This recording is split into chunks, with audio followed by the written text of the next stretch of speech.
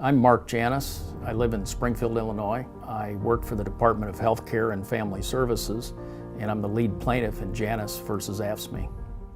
Just how big is the Janis versus the American Federation of State, County, and Municipal Employees union case? This Supreme Court decision could affect as many as 5 million public workers across 22 states. Plaintiffs in the case argue mandatory union dues violate their First Amendment rights. All right, welcome everybody.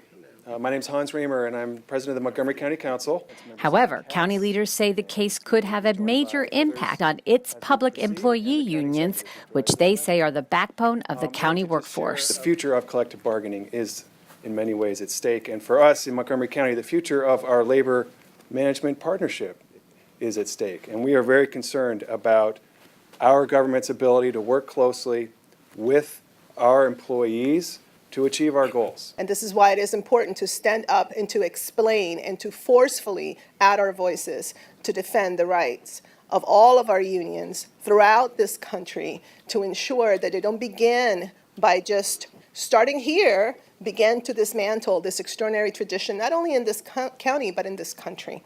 But to me, the most important thing is developing a working partnership with our labor partners. And what bargaining guarantees is, at the end of the day, even if not everybody's completely happy, everybody's reached an understanding under which we're going to continue to work together. And I think having the ability to work with each other, having the ability to work out problems for everybody in your labor force, and then to walk away from the table and say, now we've got a job to do and we're going to do this job together, is the most important thing that comes out of working with labor. How many times have we heard in our lives that together we are strong, that when you're united we are strong? And that is what this discussion is about today. First off, the fact that you can have a table and that everyone around the table understands why someone is saying what they're saying. You need to have a table on many things in life, especially when you're talking to people that are actually doing the work for the people of Montgomery County. So all of us benefit as a result of their leadership, their cooperation, their participation. And we have been able to do that and provide great service for this county. I think it's a valuable, valuable service.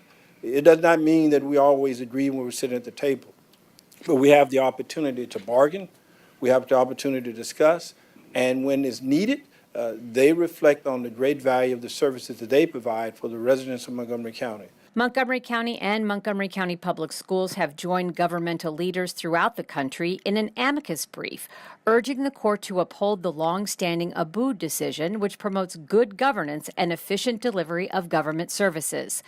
The Janis versus AFSCME case will be heard early next week. In Rockville, I'm Susan Kenedy for County Report This Week.